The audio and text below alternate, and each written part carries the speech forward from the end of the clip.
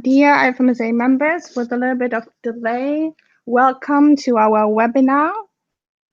It's with big delight that we, as the United Nations Task Force, want to share a little bit of our passion and work, and most importantly, the United Nations. We hope that a lot of you also tried out the quiz that was online 24 hours before this webinar.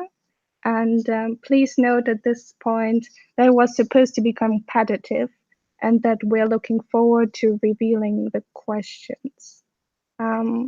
Just like it is an external representation, it's always good to add a little bit of spice. So we will be revealing the correct answers shortly, and then also dive a little bit deeper in the topics that were mentioned during the questions. And in the end, we will have some room for questions that you can ask. So now who's speaking?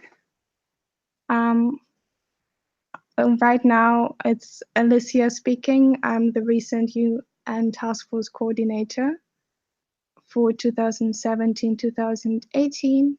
And I have a great co-speaker with me. Alice, would you like to introduce yourselves?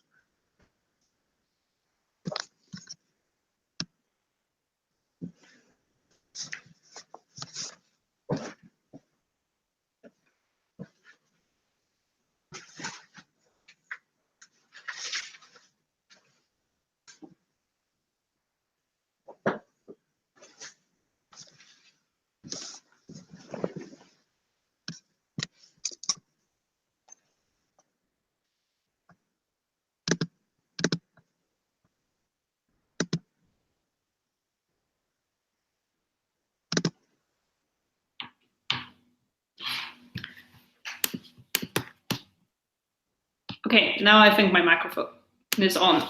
Hi, my name is Alice Claesson. I was the UN Task Force Coordinator for 2015 and 2016. I finished my medical studies in January this year, and I'm living and working in Sweden.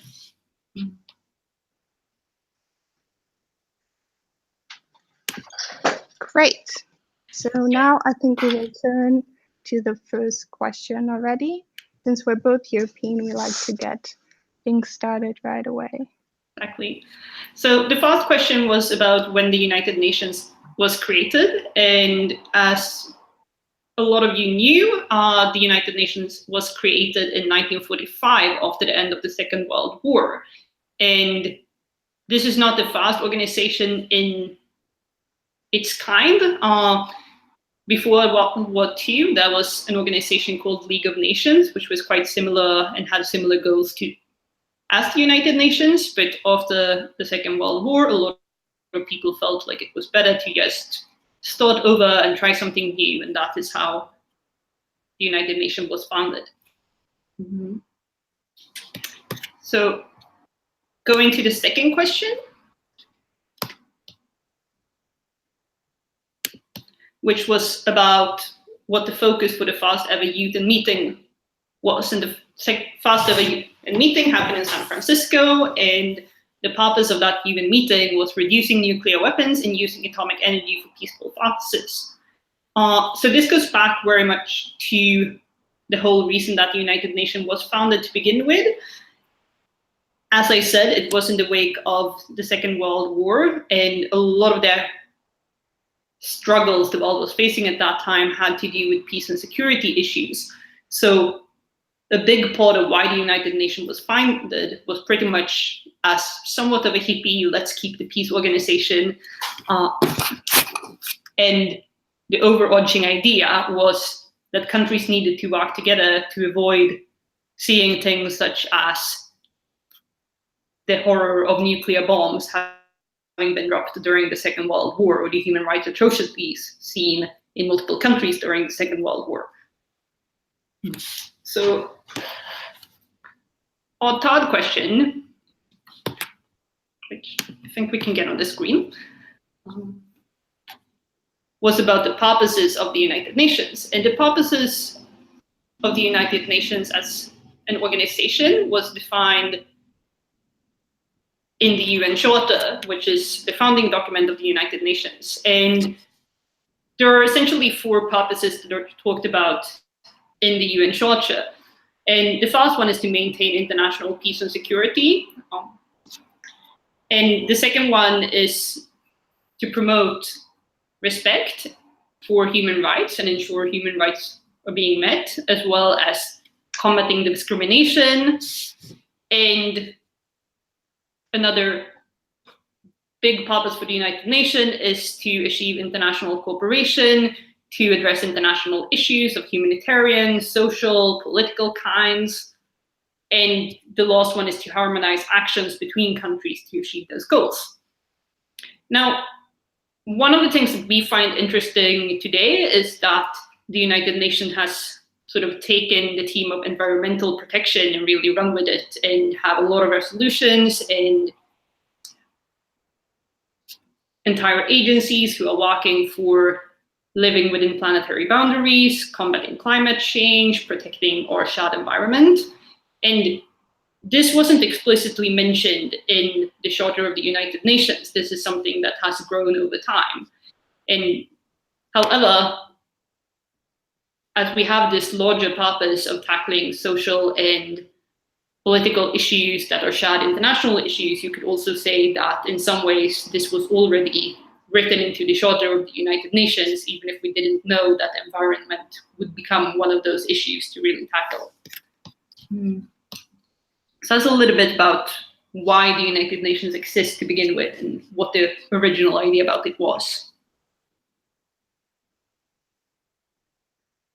Okay, great, Alice. Let's move on to the next question then, and I'm sure there's also room for other questions in the end if someone is interested more in the founding purposes of the United Nations.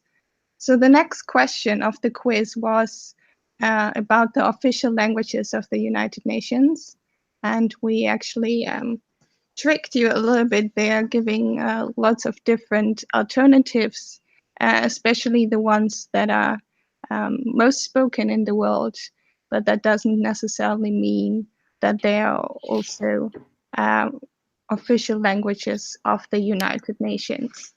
So actually, it's quite interesting to see how it developed over time.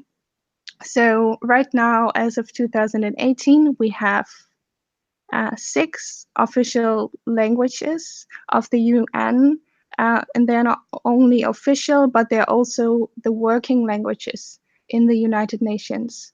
So they are English, French, Spanish, Russian, Mandarin, and Arabic. When the United Nations started in 1946, however, there were only 2 working languages, which were English and French. And then they had 5 official languages. So in the beginning, Arabic was not included. And actually, it took until 1980 to make Arabic an official working language in all of the committees and subcommittees of the General Assembly. And also, what we found quite striking is that in the beginning, so for the first 3 years, the Arab members of the United Nations agreed to pay the costs of implementing this resolution of having Arabic as another language officially recognized in the UN workings.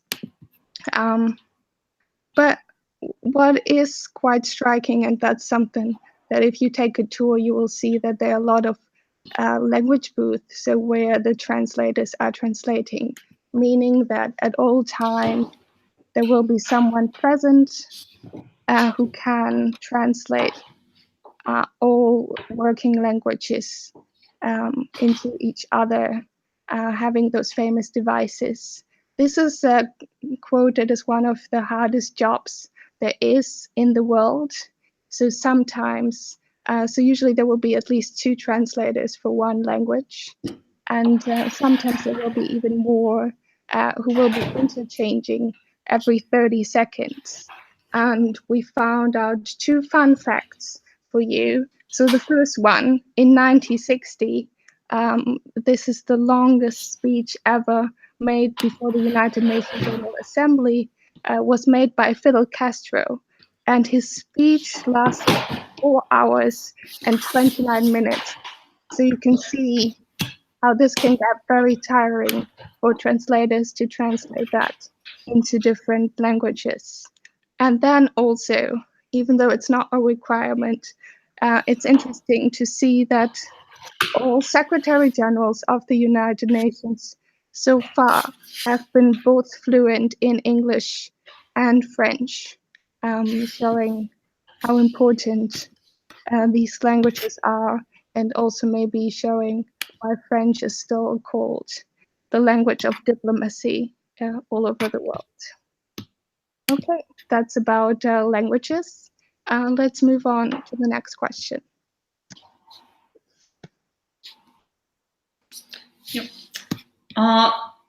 So another question that we asked you was about the United Nations flag or the United Nations symbol. And the question was, what was the image designed for? And the answer is equality.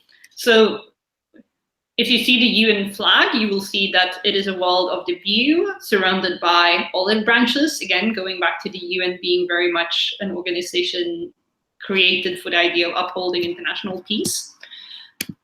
So if you're like me, European, then probably you're used to seeing the world map projected as Europe being in the middle, along with Africa, and then to the left having Americas, and then to the right having Asia and Asia Pacific.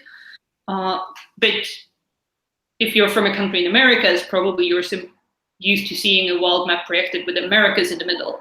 So to sort of avoid these political differences about which part of the world should be placed in the middle if we make a map, in the UN, they decided to instead take a projection looking from the North Pole and placing the pole in the middle, and then you have all the continents spread out sort of similarly close to the middle. And of course, there are people who also feel like, well, why did you have to look at it from the north? Why not from the South Pole? And there are actually, if you search the internet, you will find some other projections with how it could have looked if we looked on the world map from the South Pole instead. But this is what they ended up with in, I guess, 1948. And the idea is that this should sort of represent that all countries are equally in the middle. UN. The reasoning behind using blue as the color was that it was considered to be the opposite of red, and red was considered to be the color of war, which is interesting. I don't think that's maybe how they would have reasoned about the colors today, but that shows that things changes. So, those are some fun facts about the UN and its foundation. Let's move on. Okay, so let's move on now to the next really big project that started in 2015 for the United Nations. Let's talk a little bit about the Sustainable Development Goals. So we had asked you what the so-called slogan of the SDGs is, and the answer is leave no one behind. And actually, if you ever visit the United Nations, whether in its headquarters or other UN entities, you will see this slogan all over. And why is that? We would like to tell you a little bit more about this. So before there were actually the Sustainable Development Goals, what was there was the so-called Millennium Development Goals. So in 2000, when the new millennium started, people were really motivated and were thinking about how to change the world, and had this big pact looking at what can be done and achieved in 15 years to start off the millennium and to make the planet a better place to be and to shape a good future for all. However, the Millennium Development Goals were also a lot criticized for being a so-called North to South aid agenda, where there was really little focus on what high-income countries could improve in their domestic policies, and it was made more about how developing countries could improve. So for the SDGs, this vision kind of changed, and they took this criticism seriously, and they set to make every country into a developing country, recognizing that there are new challenges that are more universal in nature, where it doesn't really matter how far your economy is, such as environmental protection, or if we talk in medical terms, non-communicable diseases, or in economy, how much corruption there is in a country. So this is why the Sustainable Development Goals aim to leave really no one behind, both looking at all countries, making all countries responsible, but also saying that none of the goals will be achieved if not those who are furthest left behind can also achieve the goal. So this is really what puts, again, what we talked about, the equality. So what is also shown in the flag in the center, and is kind of in contrast to the Millennium Development Goals, which focus more on the overall development of the world. So there's a really nice quote about the sustainable development, and that is that sustainable development is the development that meets the needs of the present without compromising the ability of future generation to meet their own needs. So this is why there are 3 words that describe the Sustainable Development Goals, which are universal, so really making it applicable to every country, then integrated, we'll come back to that, and then inclusive. And again, this is where the slogan comes into place, really making sure that no one is left behind. So what does integrated means? And this is also why the Sustainable Development Goals are called sustainable. So sustainability in the United Nations is defined as having a balance between the environment, the economy, and the society. So just to give an example, as this might be a little broad concept, you can really make any action that you take and look into it if it's sustainable or not. So if you have, for example, a farm that pays all the workers fairly, it contributes good or it contributes well to the economy. And then also this farm supports a local community school. It also is in balance and helps society. But if that same farm produces large amounts of greenhouse gases in its farming process, the United Nations would not call it sustainable because it contributes to climate change and thus is not in balance with the environment. And this means that it will, in the long term, undermine the other 2 elements. So this would not be sustainable, and this is what we are aiming for. So even in your everyday life, and we'll come back to this at a later point, you can really look into your own actions and measure it with those 3 dimensions and looking into whether what you're doing is sustainable or not. And then just as a little bit leading up to the next questions, it's about how many Sustainable Development Goals we do have. So we do have 70 goals in total, and those goals are kind of a call to action, and they are defined into 169 targets, meaning that it's specified kind of what should be done. And again, the United Nations kind of learned from the Millennium Development Goals and created a third dimension. So again, the 169 targets have actually 230 indicators measuring their progress. So each target has one or more indicators really trying to make progress measurable and saying, yes, we're on track to contribute to the 2030 agenda by the United Nations. Yeah. So this is it for now, and we'll go to the next question, which was which is one of those is not part of the Sustainable Development Goals? And the correct answer is no war. So for the next bit, we wanted to ask our viewers if you could come up. We already kind of said there's 70 goals. If you can come up with all 17 goals by yourself. We are watching you in the chat, and a lot of you already said hello, so we know you're out there.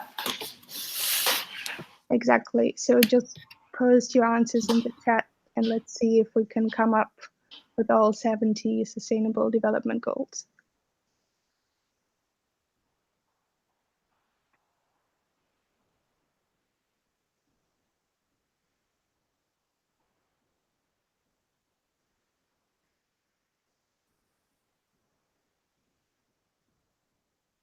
You can get 3 for free because they're already on the screen. So Birk is contributing, saying that there is goal number 14, which is the most important one, which is life below water. So the goal is correct. I'm not sure if the take would be universally accepted, but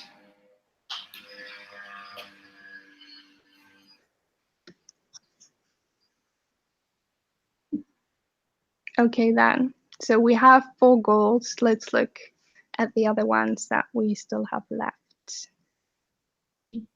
So let's read this out. And that's really something that at first seems difficult, but really all 17 goals kind of cannot be achieved without each other. So they all make sense in their own way, but also they're just really part of a big agenda. So the first goal is no poverty. The second goal is zero hunger. Third goal is good health and well-being.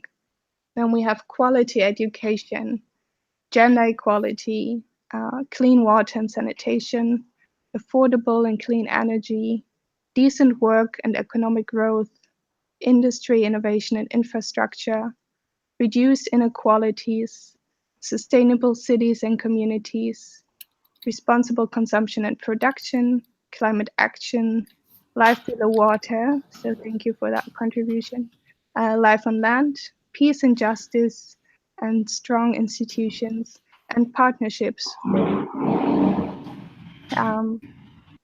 So we will kind of go more into depth into what this means for IFMSA and where IFMSA is contributing to the SDGs in the next webinar. So just make sure to maybe remember at least some of the goals until the next webinar. And as we always say, as our kind of slogan of IFMSA is think global, act local, we took those 3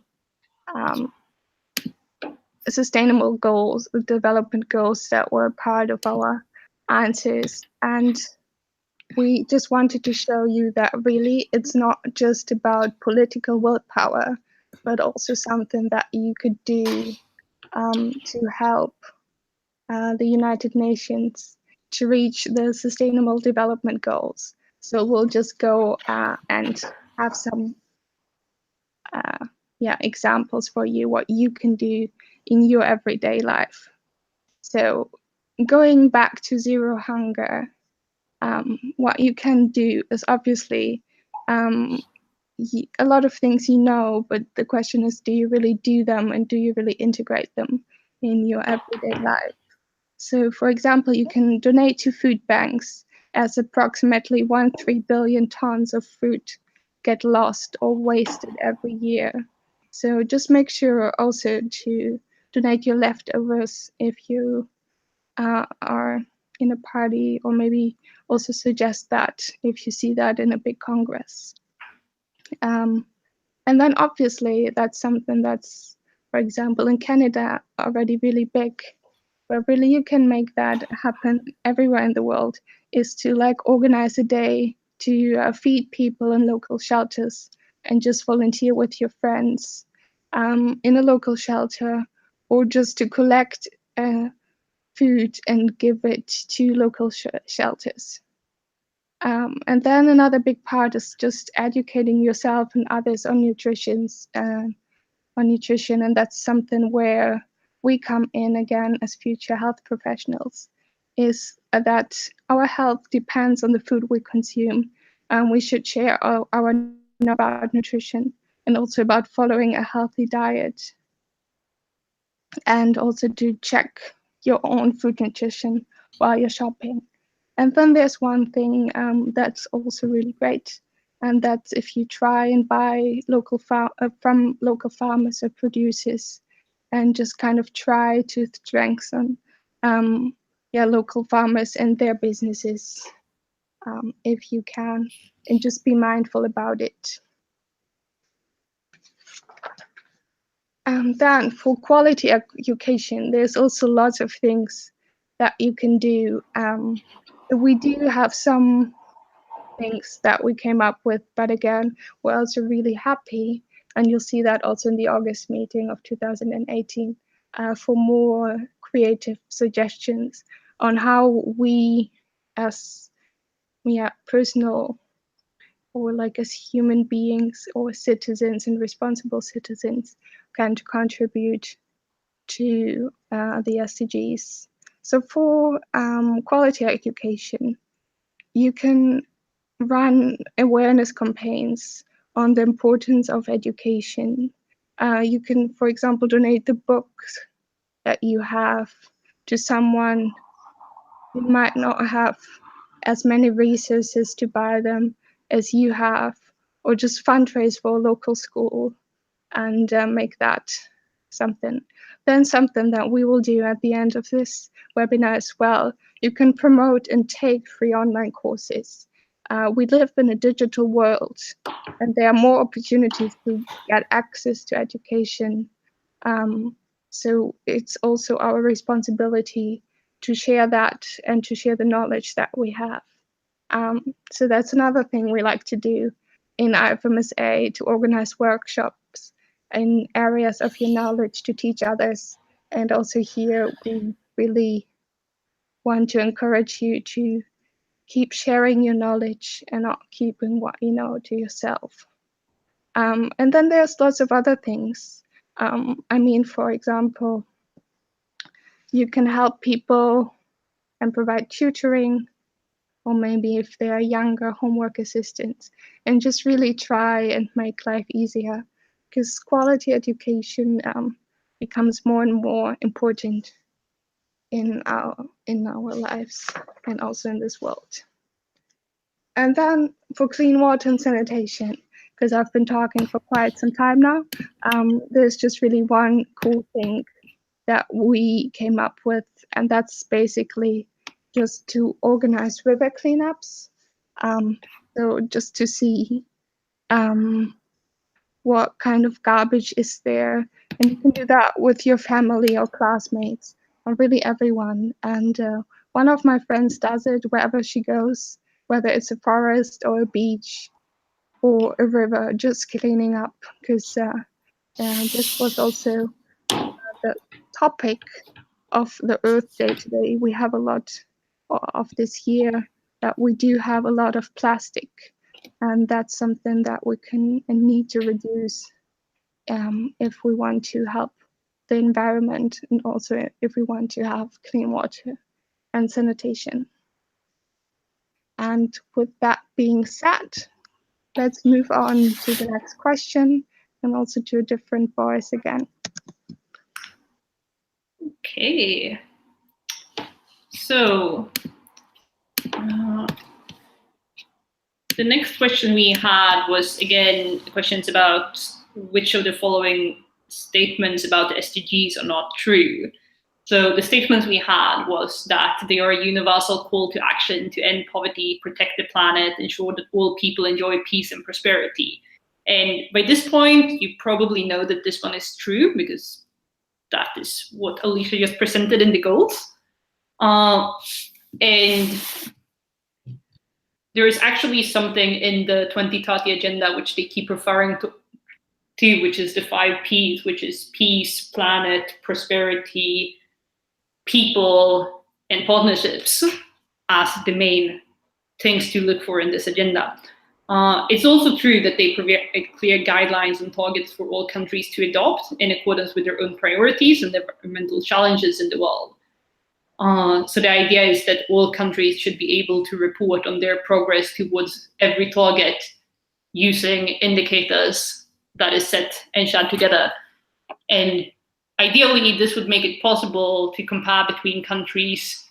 Well, let's say that Sweden, which is where I'm from, is doing horribly with life underwater, and let's say that Samoa is doing great, then maybe I should get together with someone from Samoa and try to figure out what they're doing that I'm not doing, and better improve towards the same targets. And as we said, the SDGs are an inclusive agenda based on the principles of economy, environment, and society, and balancing these different dimensions of sustainable development. However, what is not true is that they are a legally binding international treaty between the UN member states. So what is actually the case with the SDGs is that the 2030 Agenda for Sustainable Development, which is the agenda containing the SDGs, is an agenda agreed upon by consensus for all 193 member states of the UN. So all 193 member states all agreed and signed this agenda and said that they would do this, but nothing in this agenda is actually legally binding. So in theory, this is just a declaration of intention. And this might seem a little bit weak for people who are not very into the UN system, or you might wonder, well, if it's just signing a paper saying you're going to do something, does it even matter? And there's a certain point to that, but it's also quite common in the UN system that many agreements aren't actually legally binding, and there isn't really any enforcement mechanism for those agenda really coming to life. So while you might say that this is just what's on the paper, there is still a very strong expectation of member states. They should indeed do this. And this is also going in a little bit to our next question, question number 9. So question number 9 asked if UN member states have to follow the decisions of the UN. And there are a few alternatives here. One of them is that all member states are fully sovereign and can decide freely what to do. And this is partially true, but not completely. And another option is yes, but only if the decision was a legally binding treaty. Again, partially true, but not fully. And then there's also the option only if it was a decision made by the UN Security Council. Again, partially true, but not completely. So a sort of fuller answer would be that sometimes UN member states have to follow the decision of the UN. It depends on multiple different things. So the first factor would be what UN body made the decision. So generally, almost all decisions made by the UN Security Council are considered to be legally binding. And this means that even if a country did not agree with the decision or wasn't even invited to vote on the decision, they're expected to follow it.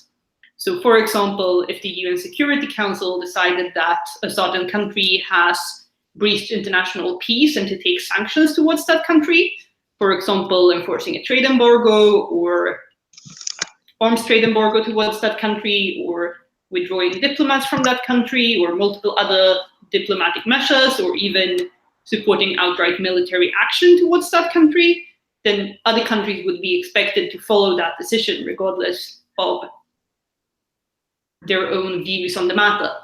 And this means that the UN Security Council is in some ways the most powerful UN body, but it is also a UN body that has veto principles in place, which means that it's also a UN body that tends to rarely actually make any decisions, which in some cases you might consider to be a bad thing, or in some cases you might consider it to be a good thing, because with great power comes great responsibility. Well, so that's one of the factors to look for to know if the UN decision is binding or not for members. Then the other option of having legally binding decisions is generally that a member state in the UN has agreed to follow a decision and signed a legally binding treaty and then ratified that treaty. So then the expectations are different, because a country isn't necessarily expected or forced to do anything up until the point where they say that they will. And again, you might consider that, well, if a country doesn't want to do something, then they would just not sign that particular treaty, and why would they bother if they're not going to do it anyways? But in reality, a lot of UN treaties have actually been used to really push countries to do things that they have said they will do. For example, a lot of countries have signed human rights treaties while they might not always uphold those treaties, but the fact that they have signed it means that other countries have a lot more mandate to really push those countries to uphold what they have already agreed to do. And I think a lot of people find this to be a complicated part of the United Nations. And the kind of overarching principle of this is state sovereignty. And this is going back to the UN Charter, which we talked about in the beginning of the webinar. This is one of the main principles that the UN was founded on. And that is the idea that there is no higher authority than a state in the world. And this means that every state can pretty much do what they want, and every other state has to sort of just look on and not really interfere with that. And there's a lot of discussion going on in the field of international relations about what are the circumstances where it might be justified for one country or an entire international community to engage with the decision of another country. And usually there's some consensus that when there are extreme human rights violations occurring, there might be at least some moral ground for a country to intervene in what another country is doing. And that is part of the idea behind the Security Council, to be able to make decisions where that might be appropriate. But even if this isn't really the case for most UN treaties, that there's some kind of military enforcement or a lot of pressure from other countries in terms of threatening to withdraw aid or enforce a trade embargo against your country to really do things, there is still a lot of different diplomatic tools that's being used within the international system to get different countries to do what they've decided to do. So for example, for the SDGs, while it's not a legally binding treaty, there is also once a year reporting taking place where countries are expected to present what they have done to work towards achieving the SDGs. And countries are also expected to actually have progress towards the SDGs. So if you decided that we're done with this agenda and we're going to make our contributions towards it, then there will be a lot of pressure for you to at least look like you're trying to achieve this. And this compared to just countries sort of striving towards these principles on their own, has a lot more political power and a lot more incentive for countries to work over perhaps many different administrations and many different people in power who might have different interests and really achieve this agenda during the 15 years that it will be active. So even if it's not a legally binding agenda, that doesn't mean you can just ignore it either, pretty much. So going to the last question, I think. Yeah, so going to the last question, we ask you in which principal organ of the United Nations IFMSA is recognized. So there are several principal organs of the United Nations, as Alice has already mentioned a few that are quite important, but the one that we are recognized in is the Economic and Social Council, or as many might know it, the ECOSOC, and the ECOSOC Chamber. So right now, we will not really explain much more about it, but just kind of leave this as a cliffhanger for the next webinar that we will be having.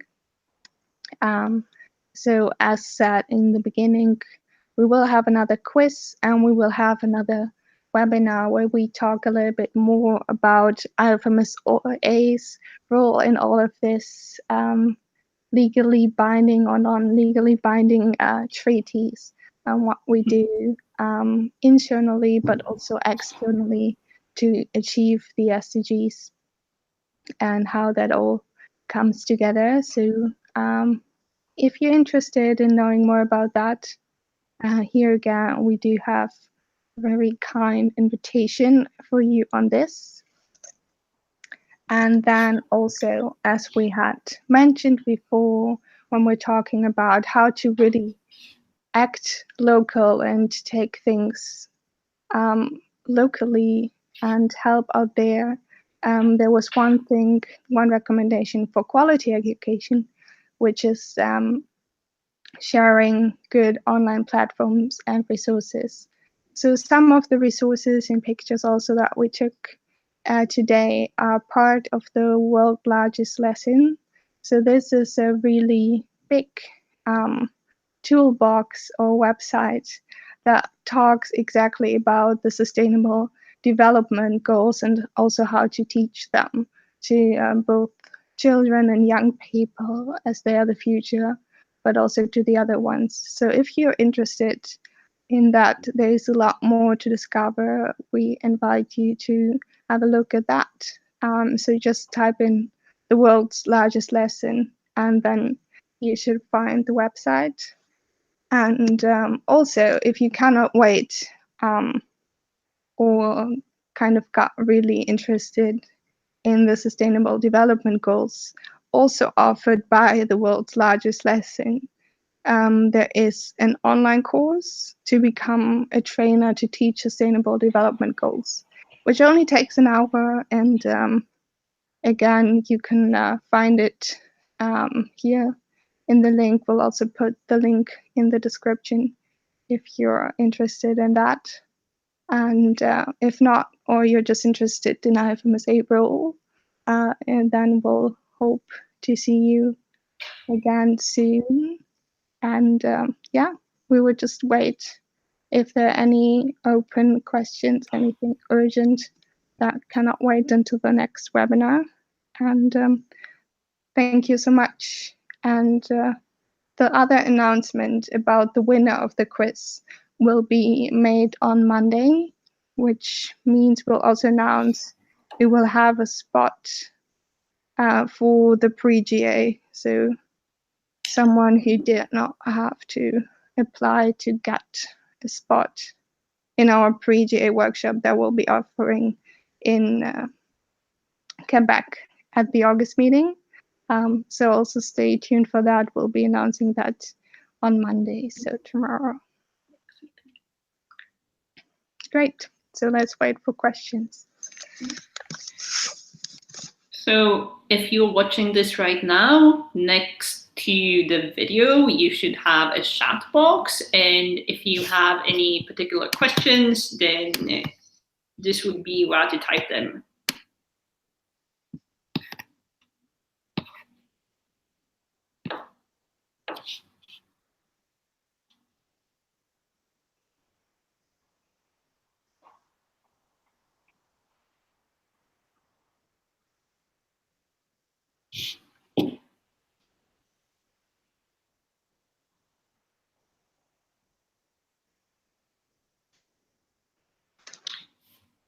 It can be questions about the UN that you feel we did not answer for you yet, or it might be technical questions about the upcoming webinar, or perhaps you want to know more about this potential prize you're getting and what will be discussed during the pre-GA, for example.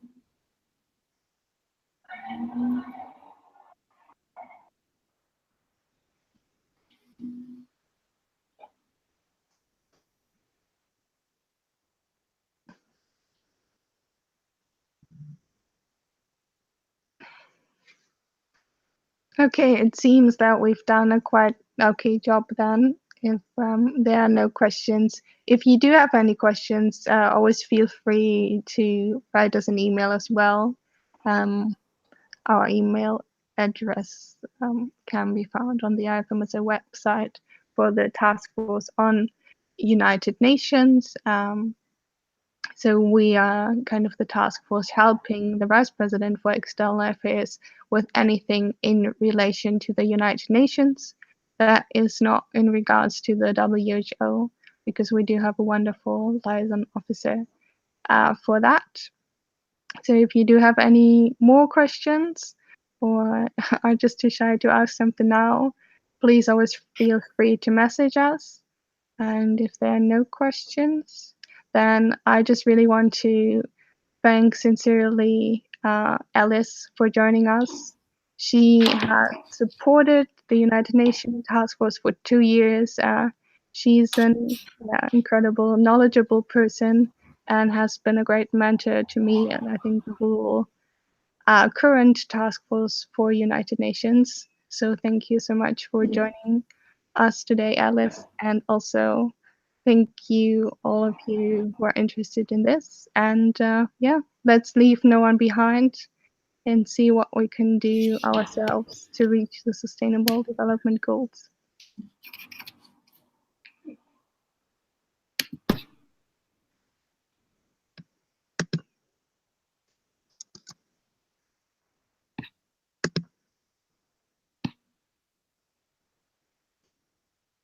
Bye.